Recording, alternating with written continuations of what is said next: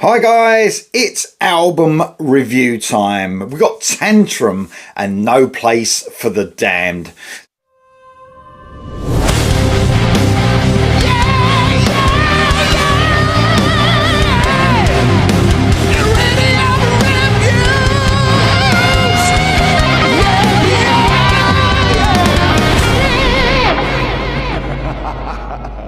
This album's coming out on August 30th. I've got this quite early. The band sent me this.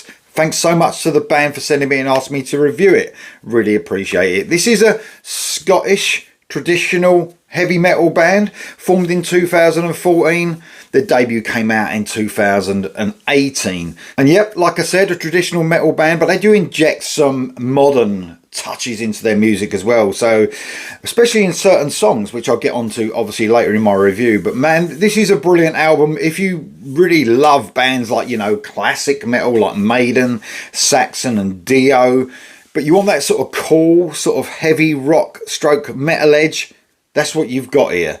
Great musicianship. There's some amazing intricate play going on across this album. I will get along into the musicians in a second, but man, the musicianship across this is technically brilliant. There's some really intricate frenetic guitar playing. The rhythm section is amazing. It's almost like this, just like Maiden, sort of like Power Slave era swashbuckling type metal, if you know what I mean. It's really exciting, energetic stuff. And one thing that really has improved since the last album, if you're a Tantrum fan, is production. The mix on this album, not that it was bad on the last album. I think the drums are a little bit too high in the mix, the drum sound as well. They've definitely perfected the sound of this album. It sounds so much better. It's really nice and balanced throughout. The guitars are really crunching up in the mix, and you can really hear that intricate guitar playing, especially when you get onto the more lead playing, you know, throughout the song as well. You can really hear those guitars in the mix, and it doesn't forsake anything else on the album. Drums are nice and high in the mix, but not too high, which I thought might have been the case on the last album. But no, drums, bass, guitar, all up there. Nothing's forsaken. So it's a great sounding album, a really good improvement. Very crunchy, in your face, perfectly balanced, I would say. So this band, like I said, they touch upon that new wave of British heavy metal sort of scene, but like I said, also mixing those sort of modern elements as well. And that goes for lyrically as well. They touch upon things that are happening now, but also they're in topics like, you know, history and stuff like that. I mean, titles like Minotaur, they're getting into the fantasy side of stuff as well. Manifest Destiny, The Pit and the Pendulum. You get the picture here. You know, they're sort of honed in on that classic metal sort of feel, but they've also got this modern edge in their music as well. So let me run you through the guys in the band. Mark Reed on vocals. He's got a cool voice, and he's got that sort of modern touch to it as well. But he's got that sort of theatrical side to fit the new wave of British heavy metal scene as well.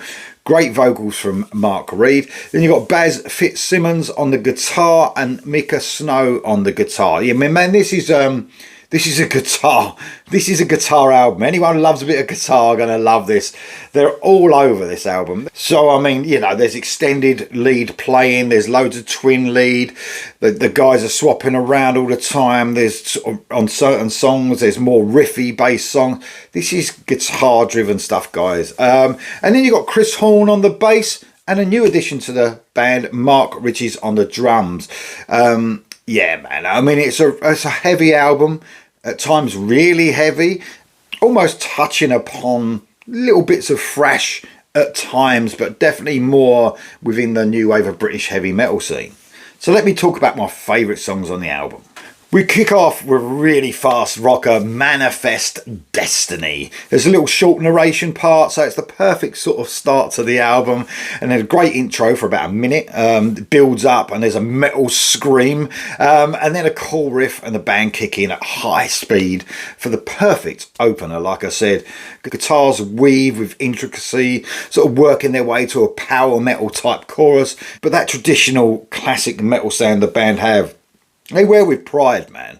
It's in full force here as they sort of hone in their inner Iron Maiden, if you like. Band really mean business in this opener. It's like a 7-minute metal stomper. And then we move on to Minotaur. Medium-paced track, galloping riff, almost giving me the Duelists vibes, touching upon Maiden again in that Power Slave era, almost reminding me a little bit of the verses on the Duelists. I love the Duelists. The guitars really drive the track forward on this as intricate melodies just worm their way into your head.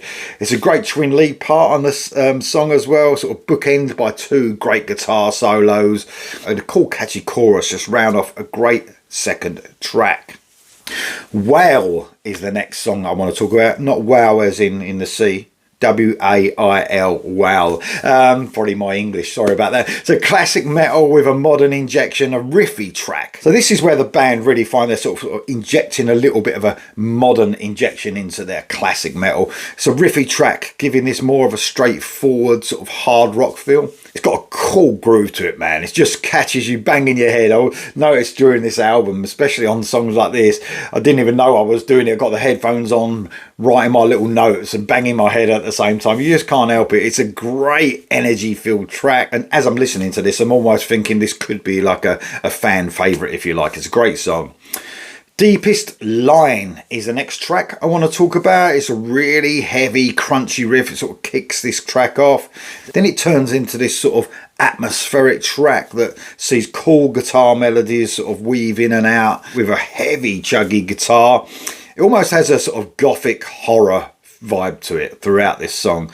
I love that dark vibe. It's sort of made even more by the slightly doomy riffs in the chorus, and throughout the first part of the solo it really gets doomy. Bit of a Sabbath feel, I would say, on this track. Next track I want to talk about is Hellbound Planet. Definitely a bit of thrash influence coming here, mixing with those traditional styles that the band have. Great guitar tone, it almost cuts through with a real crunch. Almost gives me sort of Overkill vibes in the verses, but it really doesn't hold back on the melody with a earworm of a chorus, man. This band are great at writing choruses. It's heavy, it's groove laden and crunchy as fuck. It's a very cool solo in this song, and a song that you just can't help banging your head to again. The Darkest of Times is the next track. This was a single. I did a reaction to this one. When I first heard this, man, I think I might have even mentioned it. I thought it felt like the album opener, but we had a great opener, but that's fine. This sounds like a set opener for sure. I can imagine this in a live situation, opening a gig with this. Energy, infused, traditional metal. Sort of sees the band proudly showing their classic Maiden influence again for me, with a modern power metal feel as well. A masterclass in musicianship. Soaring vocals, swashbuckling sort of drumming. You can hear those cymbals and they all being hit.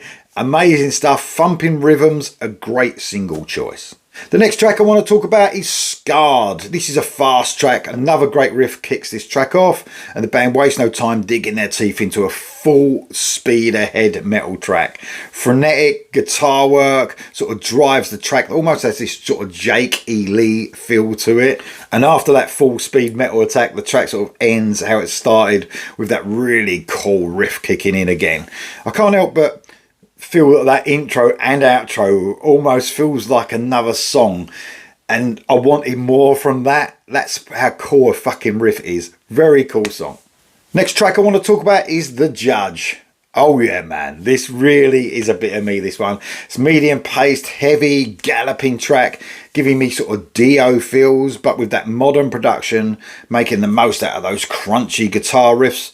Mark Reed belts out I'm judge, jury, executioner in a really cool chorus. The song doesn't stray from that medium paced groove.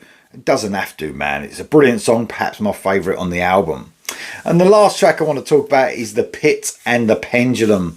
This is the last track of the album as well, just over 8 minutes long. Man, I mean, that film, The Pit and the Pendulum. I don't know if there's a book, The Pit and the Pendulum, but I remember watching The Pit and the Pendulum film. I think it was Vincent Price movie when I was a kid. It scared the shit out of me. Horror did when I was a kid. Now it's like a bit boring now, isn't it? You can't scare anyone with horror anymore. But man, back then, this song, just over 8 minutes long. It's how you'd imagine this band doing an epic 8-minute track. The track has everything: spoken word parts, epic soundscapes throughout. 1 minute it has a bit of a folky intro at the beginning, then an extremely heavy, dark, traditional metal feel as the band work their way into more familiar territory, galloping their way through their sort of intricate sound that they've got. It's the perfect closer, man. Very epic. The album finishes on an extremely high note. So guys, you Tantrum fans, you're going to absolutely love this album. No Place for the Wicked. This is coming out on August the 30th. Definitely worth checking out for all those traditional metal fans with a slight little bit of a modern touch. Totally recommended by me, guys. Let me know if you're going to get it in the comments below, and I'll see you soon.